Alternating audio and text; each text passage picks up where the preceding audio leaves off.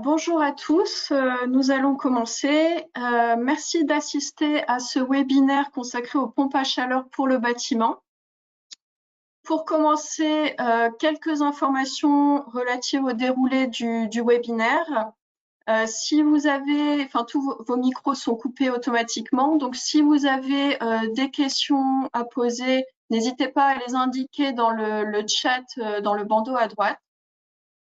On prendra 5 minutes à la fin des interventions pour y répondre. Et autre information, vous recevrez le replay du webinaire par mail à la fin du webinaire, ainsi qu'une enquête de satisfaction. Donc, sans attendre le programme du webinaire, nous allons commencer par une présentation, un état des lieux de la filière des pompes à chaleur pour le bâtiment en Auvergne-Rhône-Alpes que je vais vous présenter. Donc, Céline Dorval, je suis analyste sectorielle et territoriale au sein d'Auvergne Entreprises. Donc, dans cet état des lieux, nous verrons un peu le contexte de la filière au niveau national, suivi des enjeux, des politiques publiques au niveau industriel et une présentation de la filière en région. Ensuite, nous aurons une présentation de Gary Norden et Valentin Mangin de la Direction générale des entreprises sur le plan pompe à chaleur de l'État avec un focus sur le crédit d'impôt C3IV. Puis un témoignage d'un développement d'un projet industriel d'une entreprise présentée par Mathis Gonin, donc chargé de développement à l'entreprise Géoflux. Puis, Christelle Alzet, également d'Auvergne-Rhône-Alpes Entreprises, vous présentera la plateforme Aura Business, qui met en relation les industriels régionaux. Et enfin, Céline Fallot de Tenardis vous ouvrira le sujet sur les prochains rendez-vous de la filière en région. Pour démarrer, donc, un état des lieux de la filière pompe à chaleur en Auvergne-Rhône-Alpes. Et comme je vous le disais, une première partie de contexte sur le marché des pompes à chaleur, les enjeux que ça soulève et les politiques européennes et françaises qui ont été mises en place. Et puis, on rentrera plus dans le vif du sujet, donc sur la structuration de la filière des PAC en Auvergne-Rhône-Alpes au niveau industriel, mais aussi dans un second temps au niveau de la R&D et de la formation. Donc, pour commencer, le contexte du marché des PAC, en Europe, on compte donc plus de 23 millions d'unités de PAC installées. Et la France est particulièrement bien placée au sein des pays européens. Vous voyez sur le graphique de droite en bleu la part de la France dans l'ensemble des installations, dans l'ensemble du parc. La France est également bien placée, reste bien placée en termes de vente, comme vous pouvez le voir. Vous pouvez voir le graphique en bas, les ventes européennes. La France a vendu, en France, ils se sont vendus 720 000 unités, soit un quart des ventes européennes en 2023. Comme on peut le voir sur le graphique en bas de slide, les ventes ont progressé de façon continue sur une dizaine d'années jusqu'en 2022 où on a connu une forte hausse des ventes.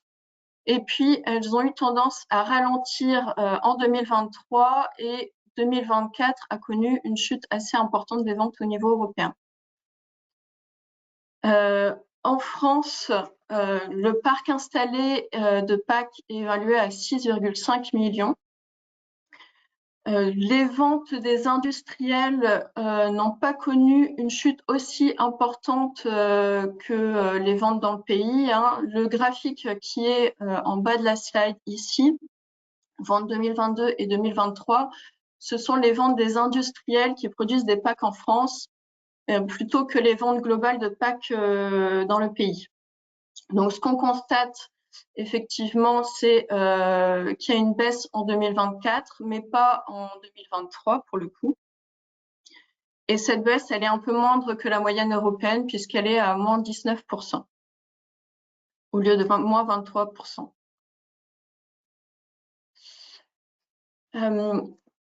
Donc, en termes de politique européenne, suite au déclenchement de la guerre en Ukraine, l'Union européenne a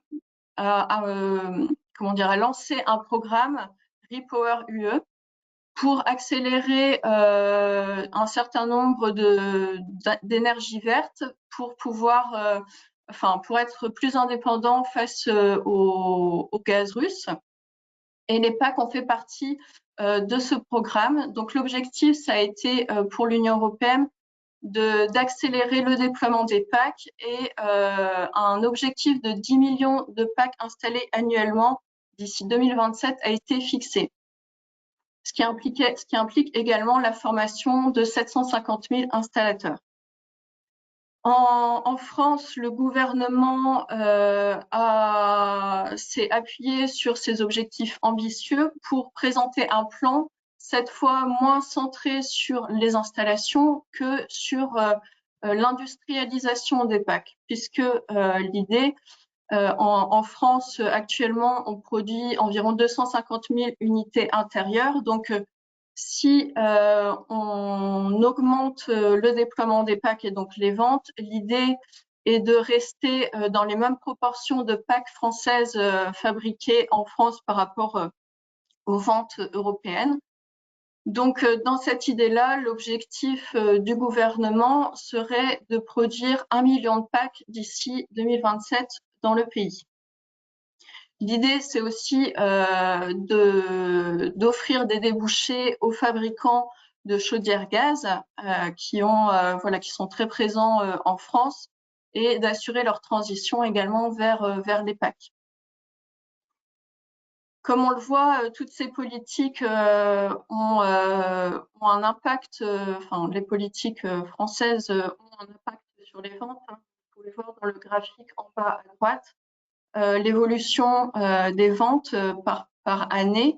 Et donc, on voit bien que certaines politiques ont des impacts forts sur ces volumes. Donc, plusieurs enjeux suite aux politiques européennes. Rester une place forte de la production de PAC en Europe et surtout assurer la transition industrielle des filières d'équipements thermiques. Concrètement en Auvergne-Rhône-Alpes, quel est l'état des lieux de la filière en Auvergne-Rhône-Alpes? La base industrielle en région est assez forte. Déjà, parce que la région Auvergne-Rhône-Alpes a un savoir-faire dans l'industrie thermique, aérolique et frigorifique. Comme vous pouvez le voir sur la carte à droite, Auvergne-Rhône-Alpes, c'est près de 6 000 emplois dans les industries thermiques, aéroliques et frigorifiques, soit 30% de l'emploi en région. Au sein de ce secteur, la filière PAC est une petite partie de ce secteur. Donc, au sein de la filière PAC, on compte 58 entreprises en région qui appartiennent à 49 groupes distincts et qui sont implantés sur 83 sites. 60% de ces groupes sont à capitaux étrangers, ce qui est une part importante, puisque 60% des groupes et des établissements, et c'est une part importante puisqu'on est à peu près à 2% de groupes à capitaux, d'établissements à capitaux étrangers au sein du grand secteur industrie et services à l'industrie. Donc, au sein de ces 48 entreprises et 49 groupes, on compte 30 groupes qui sont plutôt des assembleurs de PAC, qui sont basés sur 51 sites en région, et on a 19 groupes qui sont des fabricants de composants. Les constructeurs de PAC, donc parmi ces constructeurs, on compte de nombreux groupes internationaux, donc Atlantic, Bosch, NIB, Panasonic, Vaillant. Donc voilà, des grandes marques nationales ou internationales. Et donc, On a sur l'ensemble des sites de ces groupes, de ces constructeurs de packs, on a en réalité une majorité de sites dédiés à la commercialisation et à la formation. Comme on peut le voir sur le graphique à droite, on a 31 sites qui font de la distribution et 13 sites qui font de la formation. Là-dessus, les sites industriels sont minoritaires, mais on en compte quand même 9 en région. On va avoir à la fois des grands groupes comme Carrier à Montluel, qui va faire des packs pour le collectif, le tertiaire. Atlantique à Meyzieu, donc dans le Rhône, qui va faire des packs résidentiels. On a aussi d'autres, et on a aussi des PME, donc dans le Rhône, Véotherme, Maïdatech, donc Maïdatech pour du résidentiel et Véotherme plutôt pour du tertiaire. Et puis, on a également un groupe de PME qui fabrique des packs pour le résidentiel individuel dans la Drôme. Donc, deux départements qui sont particulièrement bien positionnés en termes de sites industriels qui sont l'Ain et la Drôme. Du côté des fabricants de composants stratégiques, donc on a 19 groupes répartis sur 32 sites. Les composants stratégiques, ce sont c'est ce qui a été défini par le gouvernement comme des composants stratégiques pour la fabrication de packs. Donc ce sont les ventilateurs, les systèmes de régulation, les fluides frigorigènes, les échangeurs et les compresseurs. Donc là aussi, on constate qu'on a beaucoup de sites de distribution, mais on a un petit peu plus d'usines. Donc on a 11 usines qui fabriquent des composants pour les packs.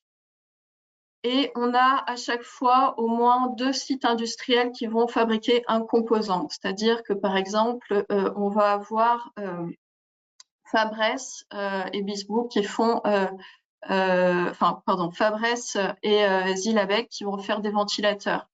On va avoir Cotherm et Watts Électronique qui vont faire des systèmes de régulation. Voilà, on a 2 sites qui font des échangeurs, 2 sites qui font des compresseurs. Et on a également 2 sites pour la formulation de fluides frigorigènes avec Arkema et Crealis. On retrouve à nouveau l'Ain dans les sites, dans les départements bien positionnés au niveau industriel et également le Rhône avec 4 établissements industriels. Ces groupes, ils participent également à au rayonnement de la région en termes de recherche et d'innovation, puisqu'on compte plusieurs centres de R&D privés en région. Je vous en ai mis quelques-uns ici, avec Danfoss qui a plusieurs salles d'essai sur son site, ou Carrier encore qui a un centre d'excellence à Montluel. On a Tecumseh également qui a un centre de R&D, Cotherm, Schneider Electric qui a son technopôle en Isère, Aldès également qui a son centre de R&D national à Vénissieux. Donc on a des grands centres de R&D et des centres d'essais privés.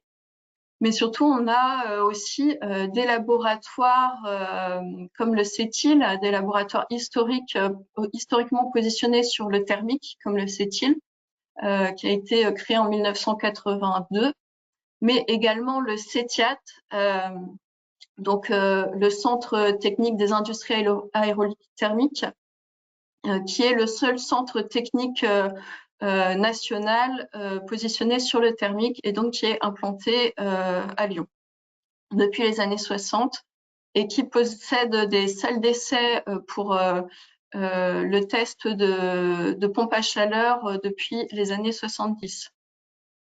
Au-delà de ces compétences, on va dire cœur de filière, on a également une diversité d'expertises complémentaires de laboratoires dans le bâtiment, dans le pilotage de réseau et dans l'acoustique.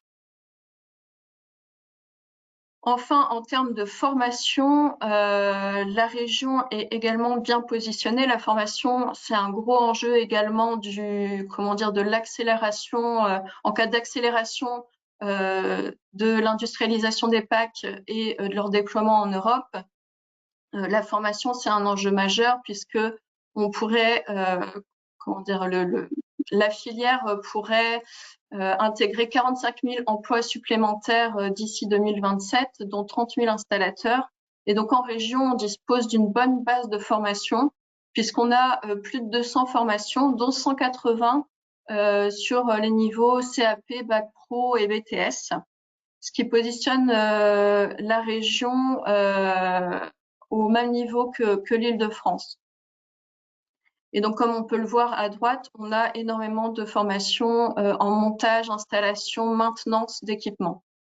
On a également une quinzaine de formations universitaires et d'écoles d'ingénieurs et aussi des formations continues certifiantes pour les professionnels comme l'attestation d'aptitude à la manipulation de fluides frigorigènes ou les préparations à l'obtention du RGE Qualipac. Voilà, donc pour poursuivre si vous voulez aller plus loin sur ce sujet-là, tout ce que je vous ai présenté a été publié dans un document qui est disponible sur la plateforme IET Auvergne-Rhône-Alpes Entreprises et vous trouverez également une carte dynamique des acteurs, donc des industriels et des entreprises en ligne. Je vais maintenant passer la parole à Gary et Valentin qui vont vous présenter les opportunités du plan pompe à chaleur du gouvernement et du C3IV. Je vous passe la parole. Oui, merci. Bonjour à tous. Donc, je suis Gary Norden, donc je suis chef de projet à la Direction générale des entreprises du ministère de l'économie et des finances. Je travaille donc au service de l'industrie.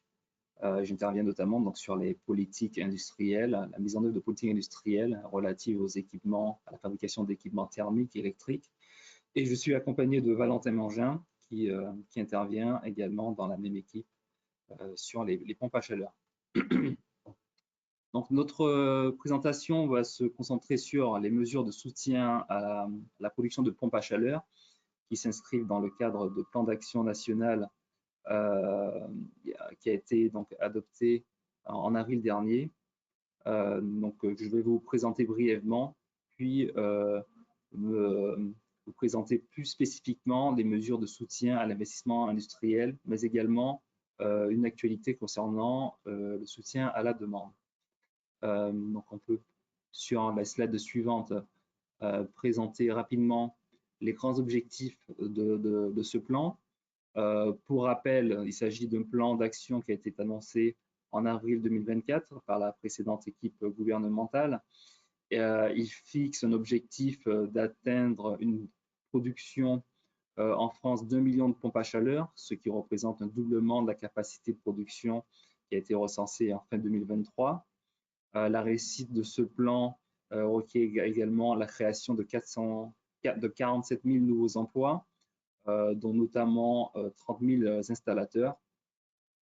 Et ce plan, il se déploie en s'articulant sur 8 mesures pour atteindre ces objectifs que je vais vous détailler rapidement dans la slide suivante, qui repose à la fois sur le soutien à l'offre, le soutien à la demande et également l'accompagnement de la filière.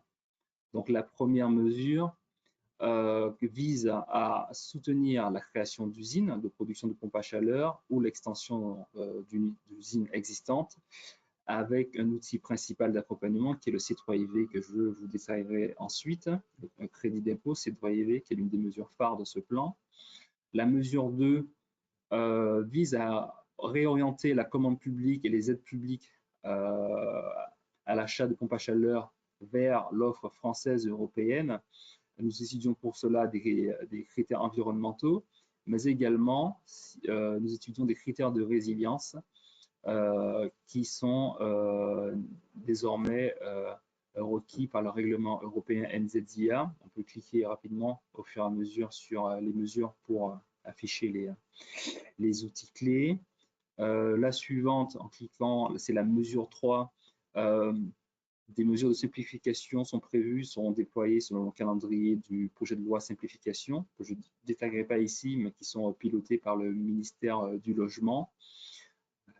Au travers de la mesure 4, il est prévu de soutenir l'innovation dans le domaine des pompes à chaleur, s'appuyant notamment sur les appels à projets de France 2030. En particulier, l'appel à projet d'Emotaz a fait l'objet de 2 relèves et près d'une dizaine de projets ont été présélectionnés, sont en cours d'instruction. Et pour ces projets, on vise une décision de financement d'ici cet été. La mesure 5 concerne l'accompagnement des métiers, la montée en compétences des métiers de la filière, notamment les installateurs, pour atteindre cet objectif de 30 000 nouveaux installateurs. C'est également dans le cadre de France 2030 qu'il est prévu d'accompagner la mise en place de dispositifs de formation, avec notamment un projet structurant de portée nationale qui est coordonné par l'Association française des pompes à chaleur et qui regroupe des acteurs notamment de la région Auvergne-Rhône-Alpes, tels que le CETIAT par exemple, qui prend part à ce projet. Ce projet est également en cours d'instruction avec une décision de financement qui est prévue, qui devrait intervenir avant cet été. La confiance du citoyen, c'est l'objet de la mesure 6, donc avec une revue des procédures de contrôle, notamment des contrôles dans le cadre du RGE, du label RGE, qui sont prévus. Il est important d'accompagner les acteurs de la filière, les professionnels, de bien les outiller pour qu'ils puissent dimensionner les pompes à chaleur, qu'ils disposent des bons outils de dimensionnement, et que cela nous permette également de mieux faire connaître les pompes à chaleur. C'est pour cette raison que pour la mesure 7, le gouvernement s'est engagé à accompagner la création de centres d'expertise de l'APAC, que l'on appelle le CEPAC. C'est un projet coordonné par l'AFPAC, l'Association française des pompes à chaleur, qui est en cours de construction, qui fait l'objet de discussions avec les administrations concernées.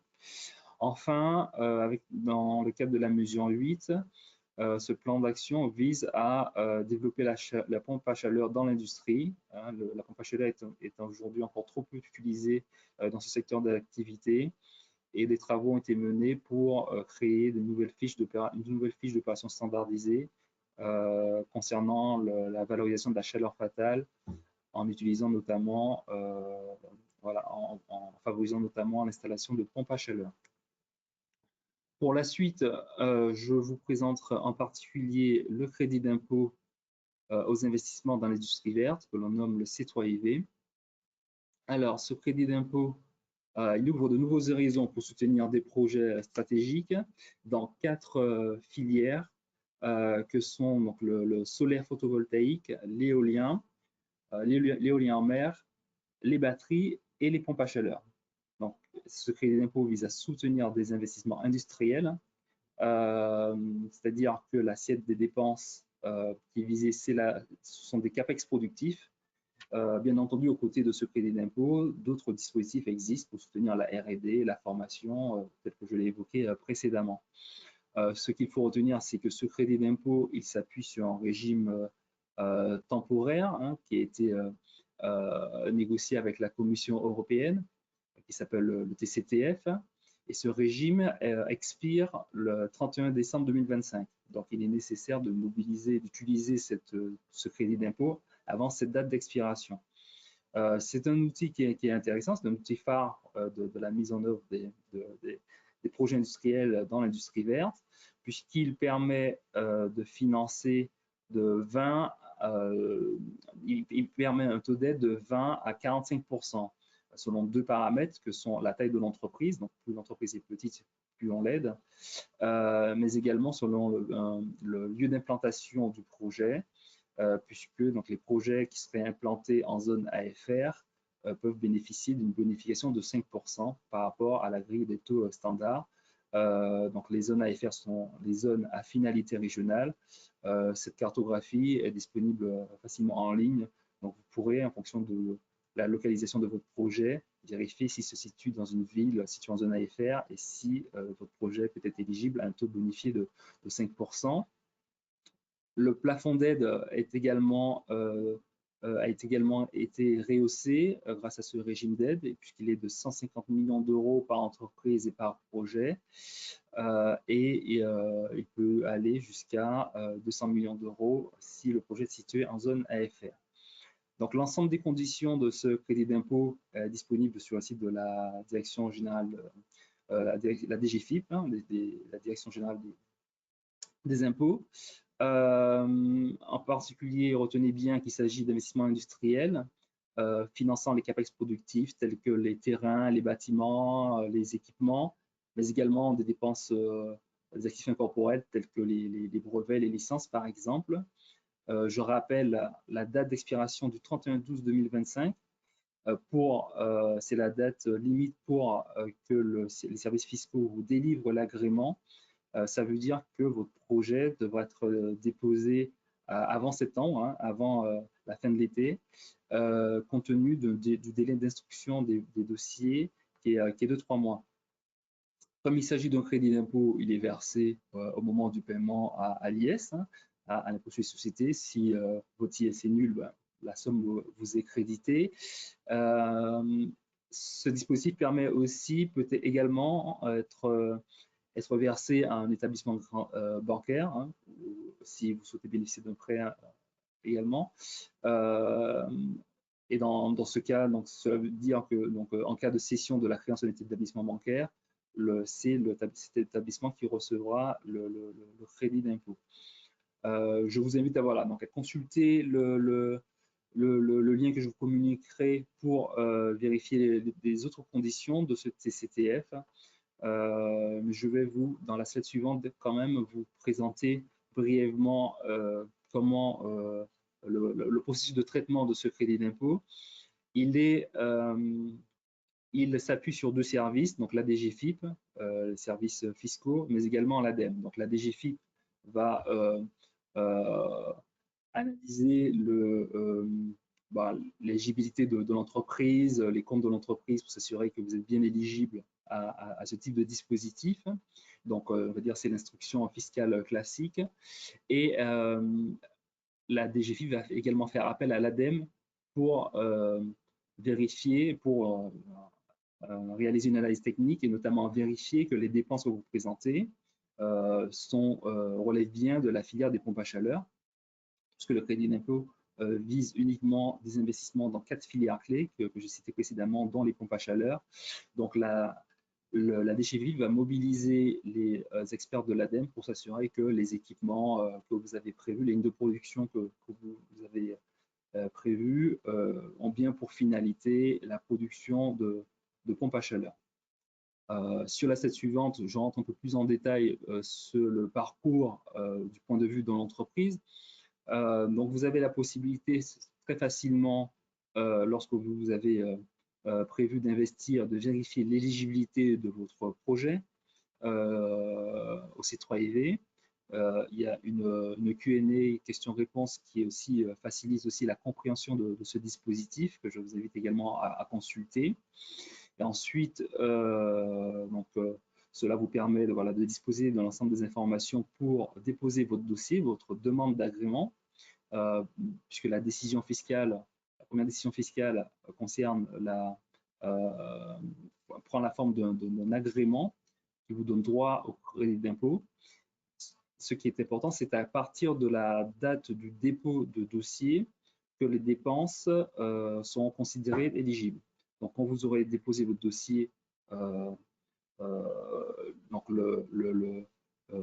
y aura encore le crédit d'impôt sera attribué sous réserve d'instruction, hein, d'une instruction fiscale. Mais si vous obtenez, et si cette instruction est favorable, les dépenses qui vont être prises en compte sont celles qui ont été réalisées à partir de ces dates du dépôt d'agrément. Les dépenses antérieures ne pourront pas être prises en compte. Une fois il est prévu un délai d'instruction de 3 mois, donc ça c'est fixé par arrêté.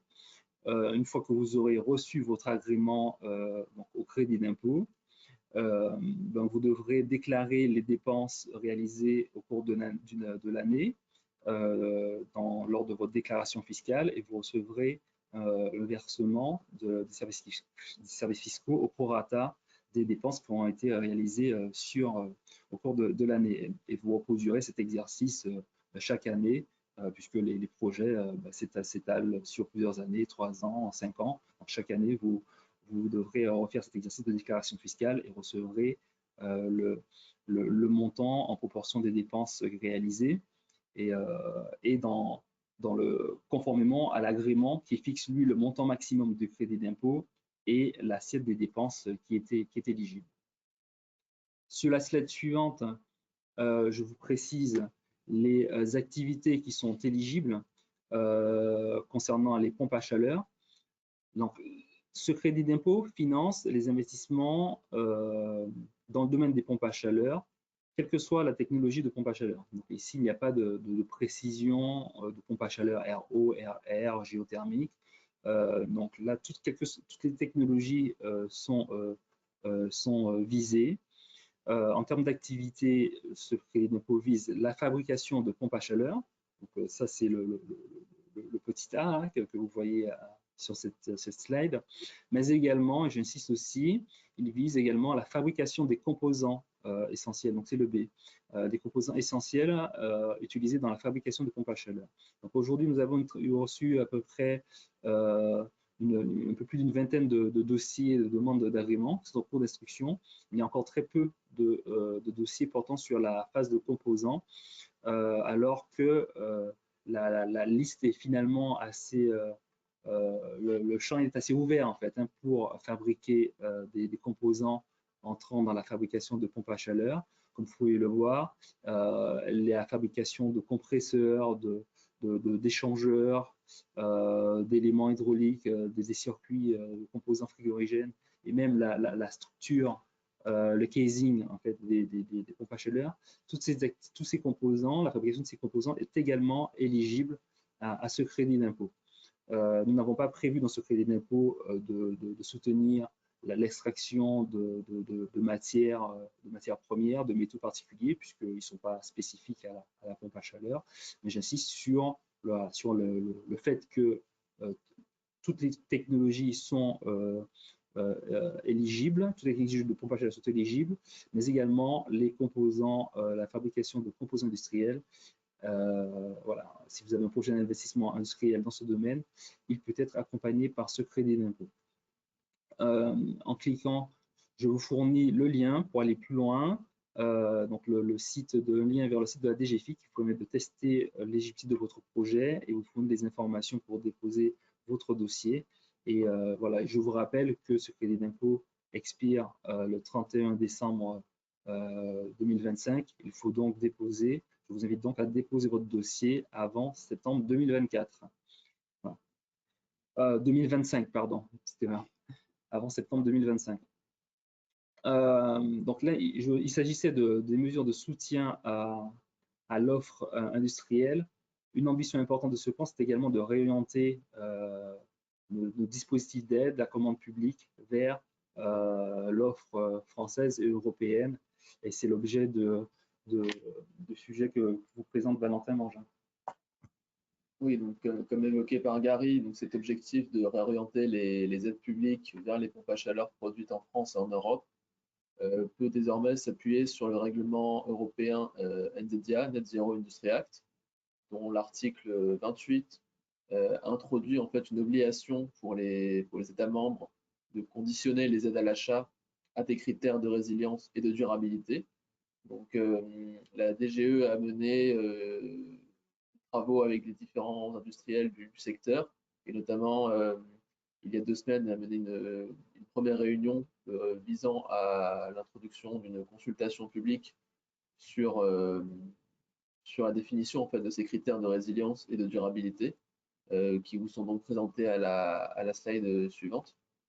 C'est-à-dire qu'en fait, lorsqu'un pays dépend à plus de 50% au niveau de ses approvisionnements envers un pays extra-européen, donc en l'occurrence la Chine dans le cas de la France et de l'Union européenne, il peut donc introduire la notion de condition d'éligibilité des aides à l'achat.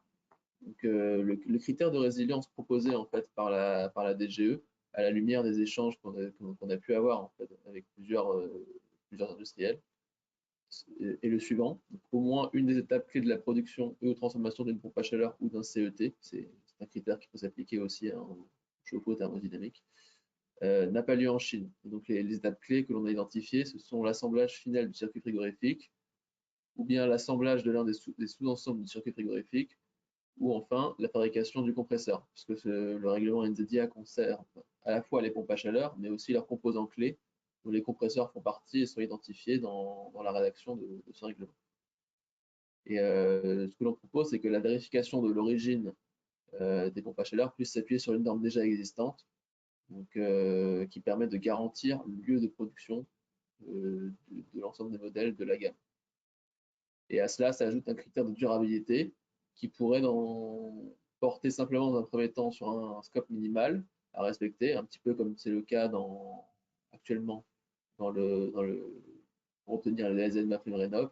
Et ce critère pourrait par la suite être durci ou amélioré pour mettre en avant davantage les performances environnementales des produits français et européens. Donc, en ce sens, une consultation écrite a été lancée par la DGE.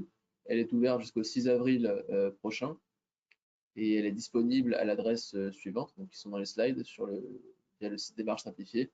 Donc, vous aurez beaucoup plus de détails que sur ce qui est présenté ici. Hein. L'objectif n'est pas ici de rentrer dans le détail de tous les éléments liés aux critères et aux moyens de s'appuyer sur des certifications déjà existantes. Toutes ces informations sont davantage détaillées dans la consultation qui vous est proposée. Et on a vraiment besoin en fait de vos retours sur ces éléments pour vraiment nous aider à définir plus finement et précisément les critères qui permettront de réorienter les aides à l'achat vers les produits français et européens.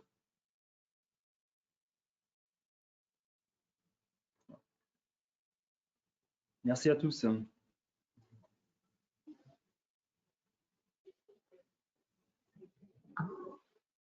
Excusez-moi.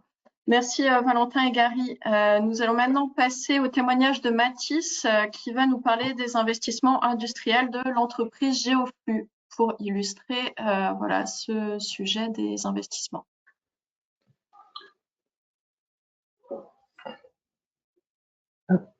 Bonjour à tous, donc moi c'est Mathis Bonin et du coup je suis chargé de développement à Géoflux. Donc nous on est une TPE qui est basée dans la Drôme, fabricant de pompes à chaleur géothermique. Du coup nous, un peu notre historique, l'entreprise a été créée en 2021 par Eric Bonin. Donc donc l'historique c'est qu'il a commencé par 15 années en tant que chef d'atelier chez Sofat, avant de se lancer à son compte en 2007 en tant qu'installateur de pompes à chaleur, notamment géothermie, donc Sofat. Donc, ce qui a lancé un petit peu Géoflux, c'est la fermeture de Sofat en 2020. Et face au manque de machines qui convenaient à ses besoins en géothermie pour l'installation chez ses clients, on a décidé de lancer notre propre gamme de machines.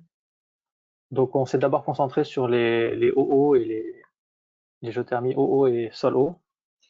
Donc, ça nous a pris début du développement a commencé en 2022 et on a été certifié à l'été 2023 sur nos 2 premières gammes. Ce qui a amené à la slide suivante. Donc,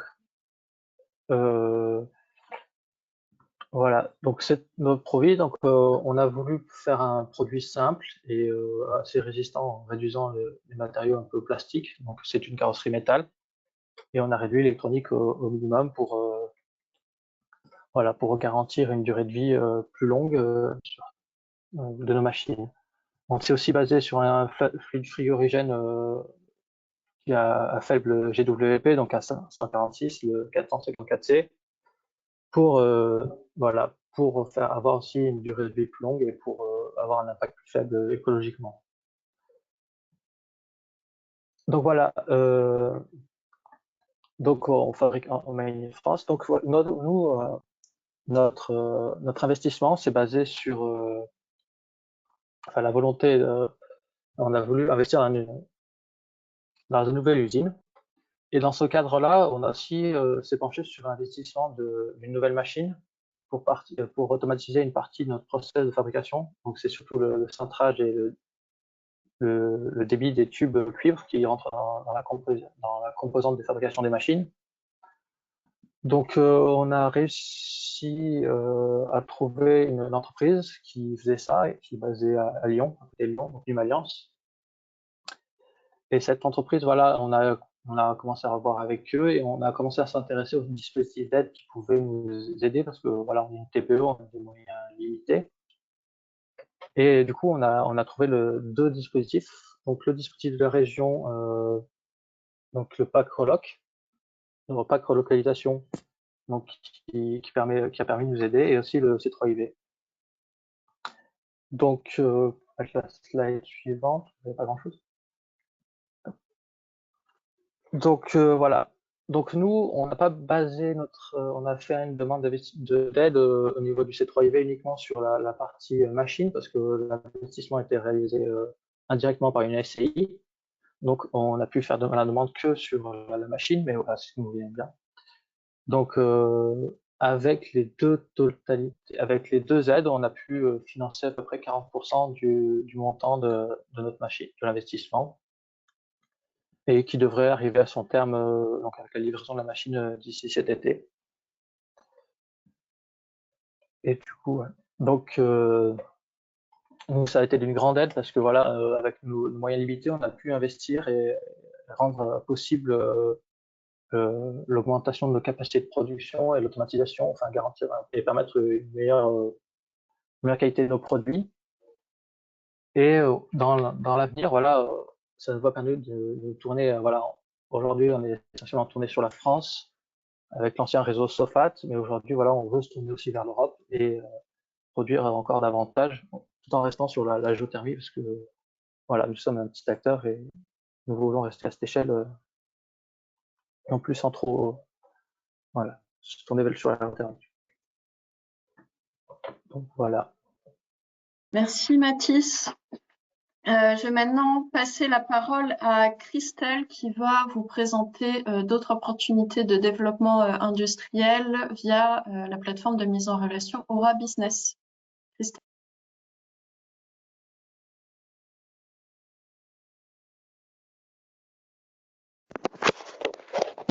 Céline, je ne sais pas si vous m'entendez bien. Ok.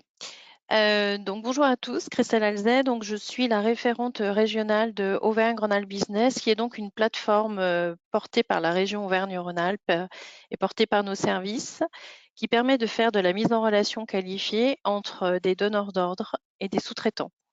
Donc cette plateforme a été lancée en 2021 avec l'idée post-Covid de pouvoir sourcer en proximité, mais surtout de pouvoir référencer l'ensemble des compétences présentes sur notre territoire et surtout de pouvoir permettre à des donneurs d'ordre ayant des projets et des besoins de trouver de manière simple et efficace des sous-traitants pouvant répondre à leurs besoins. Aujourd'hui, cette plateforme que nous développons est un outil parmi notre accompagnement au sourcing de sous-traitants. Donc, nous organisons aussi des rencontres pour faire se rencontrer effectivement les demandeurs et les sous-traitants. L'intérêt de cette plateforme, c'est, comme je le disais, donc de pouvoir mettre en évidence l'ensemble des compétences. Donc là, sur le sujet qui nous intéresse aujourd'hui, on voit que de nombreux composants rentrent en ligne de compte sur ce sujet. Donc c'est effectivement ce que vous pourrez retrouver sur cette plateforme, c'est donc des sous-traitants qui ont les compétences nécessaires pour participer au développement des pompes à chaleur sur la région. Voilà. Je ne vais pas vous en dire plus, on n'a pas beaucoup de temps, mais en tout cas, nous sommes à votre disposition. Cette plateforme est prise en charge par la région, donc elle est gratuite pour les industriels. Ne sont validés que les industriels de la région Auvergne-Rhône-Alpes. Et nous sommes aussi dépositaires de projets nationaux ou européens qui viennent sourcer sur cette plateforme. Donc, c'est gratuit. Donc, n'hésitez pas à venir vous enregistrer et vous permettre et de vous faire connaître et de sourcer vous-même des sous-traitants. Voilà, merci beaucoup. Merci Christelle. Nous allons arrêter la présentation. Je vous remercie pour votre écoute et je vous souhaite une bonne journée.